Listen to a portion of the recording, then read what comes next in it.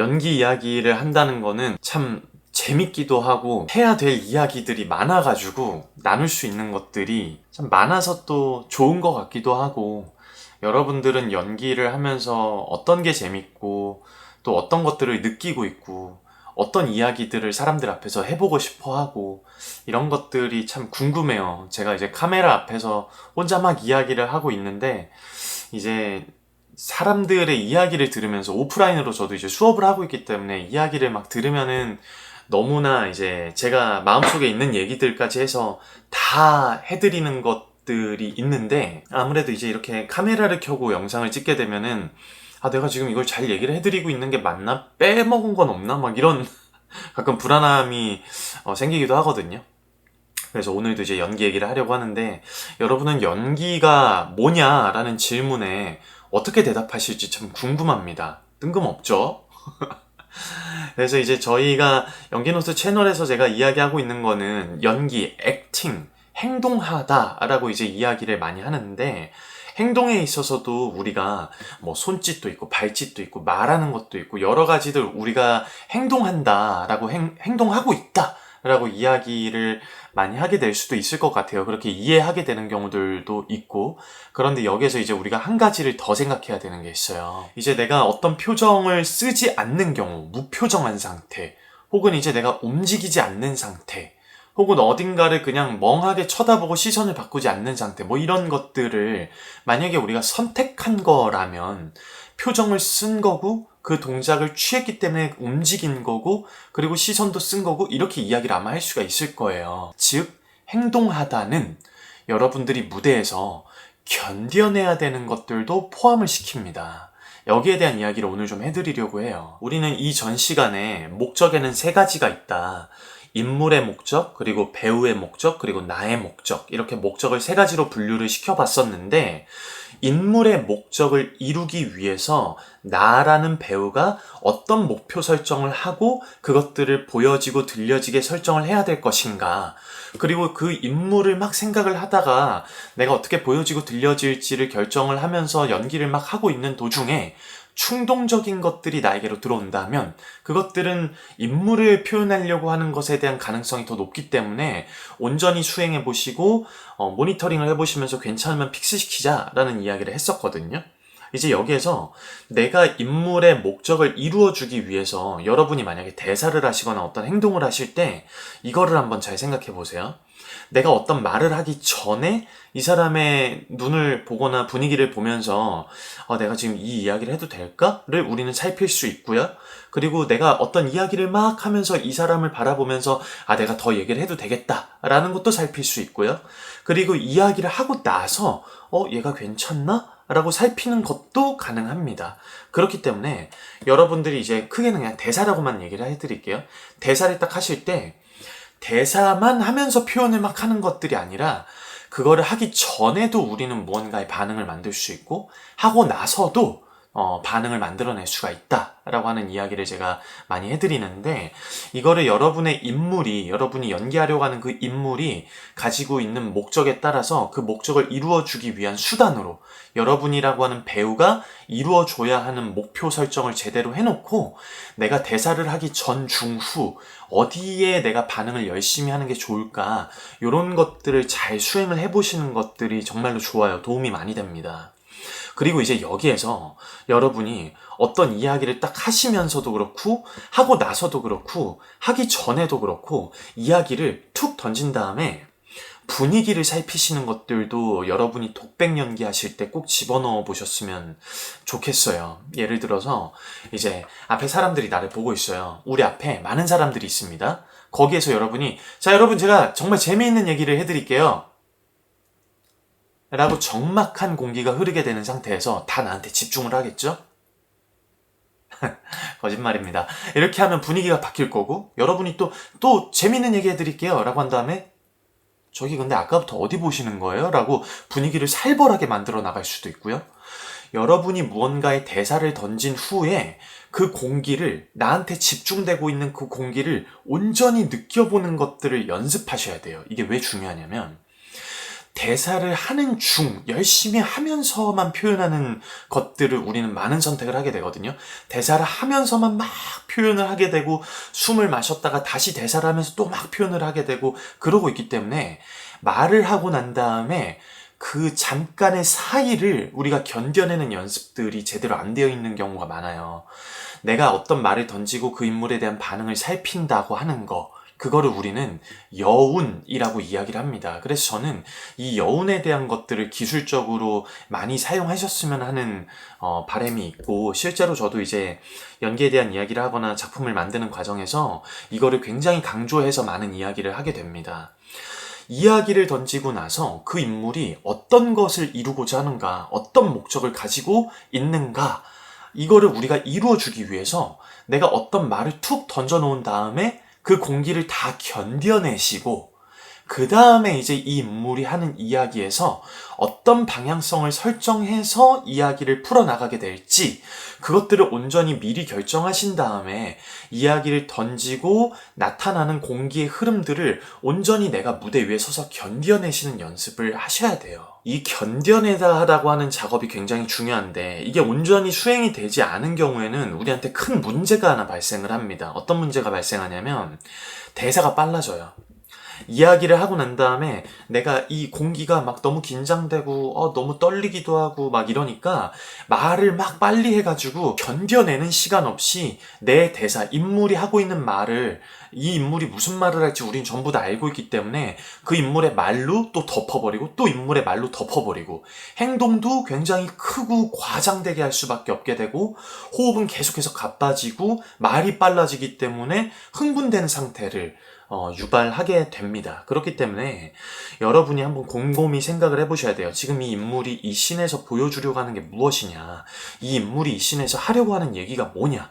그렇다면 내가 이 대사를 딱 하게 될 때 대사를 툭 던진 다음에 반응을 감당하고 그 공기를 견뎌내는 시간을 가지셔야 됩니다. 저는 연기할 때 그게 진짜 재밌더라고요.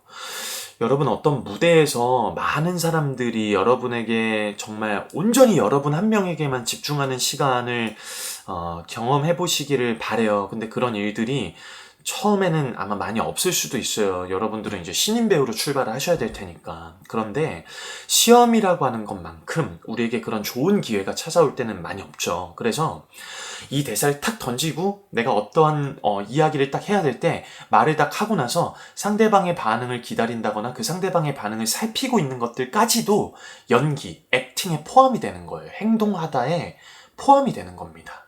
앞서서 설명해드린 것처럼 내가 어떤 표정을 지을 수 있음에도 불구하고 내가 무표정을 선택했다면 그건 표정을 쓴 거고요.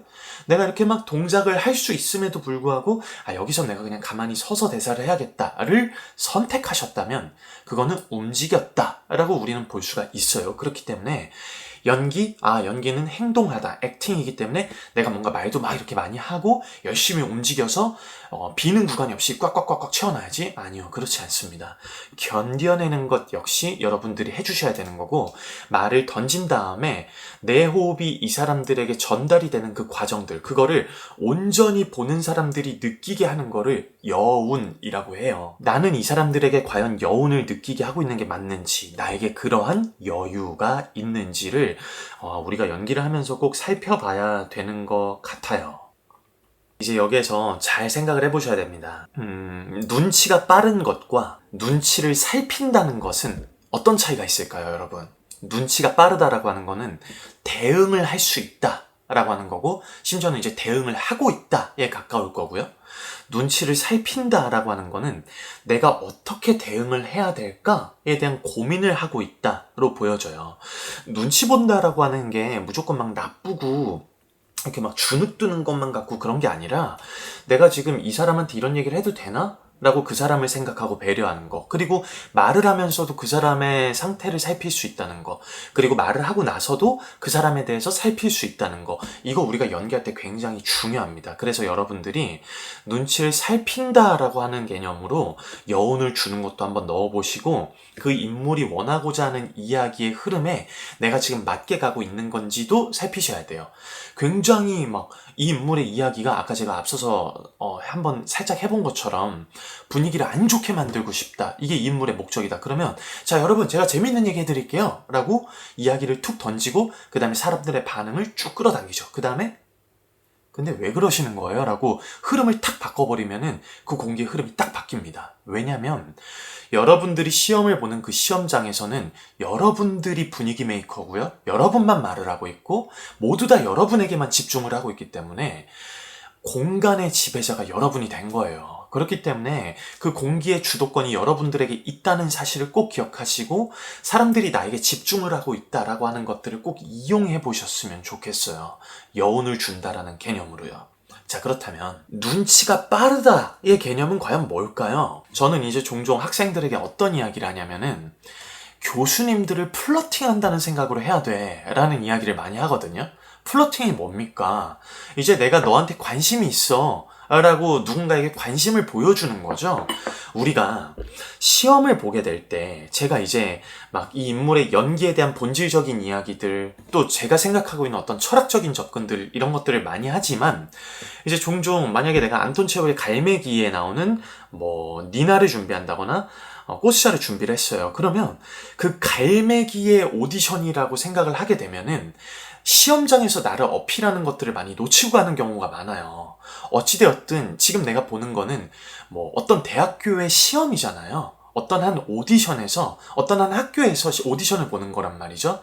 우리와 3년 혹은 4년 뭐 혹은 2년 동안 함께 할 학생들을 뽑고 싶어요. 여러분들을 꼭 보여주세요. 라고 하는 자리에서 내가 첫 번째로 보여줄 수 있는 자유연기에서 나는 그 작품의 어떠한 인물을 데리고 선택을 하게 된 거란 말이죠. 그런데 너무 이제 내가 배우니까 난 연기를 해야 돼. 연기력으로 승부 볼 거야. 그래서 갈매기의 뭐 니나, 갈매기의 꽃시자 그 사람만 계속해서 준비를 하느라 내 매력을 온전히 다 보여주지 못하는 경우가 너무나 많습니다.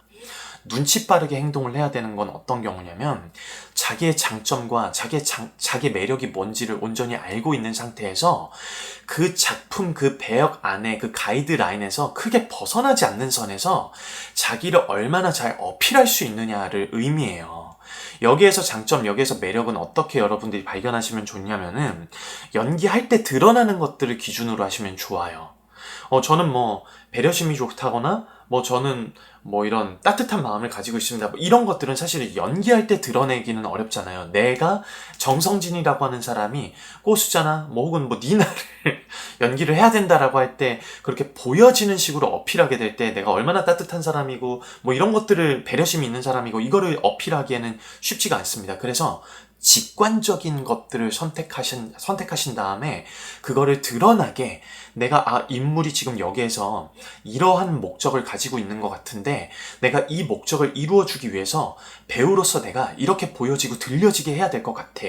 그러면 이렇게 보여지고 들려지게 될 때 나라고 하는 사람의 장점을 여기에다 섞어서 이거를 보는 사람들, 교수님들한테 한번 어필을 하자. 이런 식으로 시험을 준비를 해보시면은 여러분들이 아마도 눈에 들어올 확률이 굉장히 높아지지 않나 이런 생각을 하게 됩니다.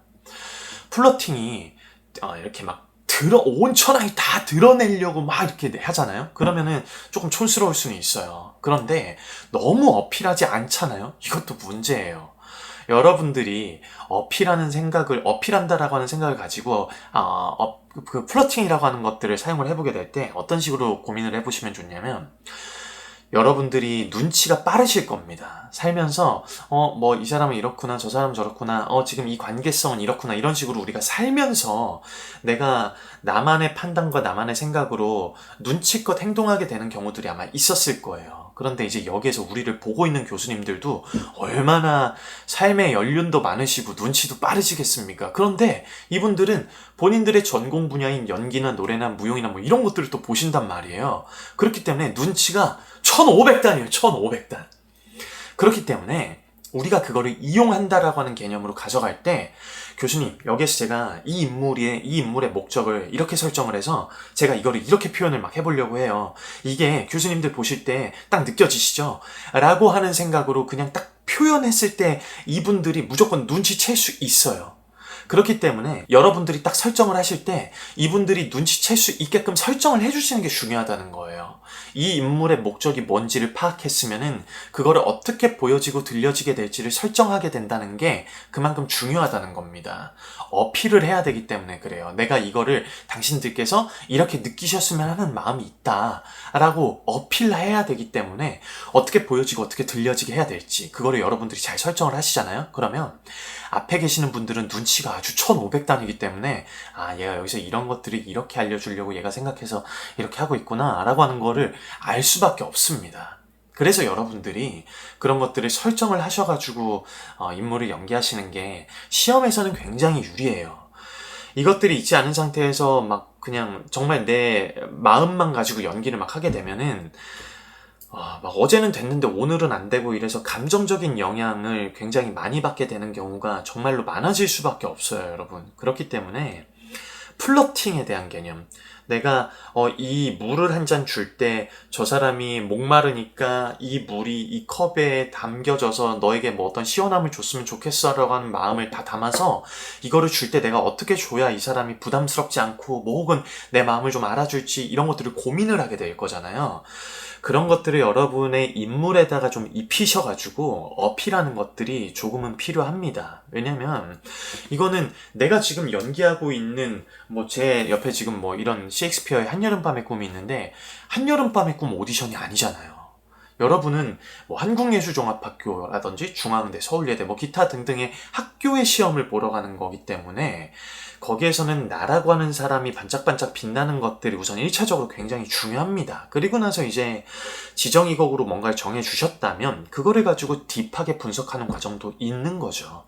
그래서 무조건 뭐 본질적인 게 중요한 게 아니고 사실 뭐 드러나는 게 중요해 이런 얘기를 하는 게 아니라 너무 인물에 대해서만 스트레스 풀한 수치가 너무 높을 필요는 없다. 왜냐하면 내가 보는 거는 학교에 대한 시험이기 때문에 그 인물을 준비해서 나라고 하는 사람을 얼마나 잘 드러낼 수 있는가가 그것도 굉장히 중요한 요소이기 때문에 눈치가 빠른 것과 눈치를 살피는 거 이거를 여러분들이 두 개 다 집어넣어 주셔야 된다는 겁니다. 나를 보고 있는 사람들도 눈치가 굉장히 빠르기 때문에 이 사람들을 내가 플러팅한다라고 하는 생각으로 어떻게 보여지고 들려질지에 대한 요소들을 적절하게 섞어서 어필한다라고 하는 개념으로 접근을 하시고요.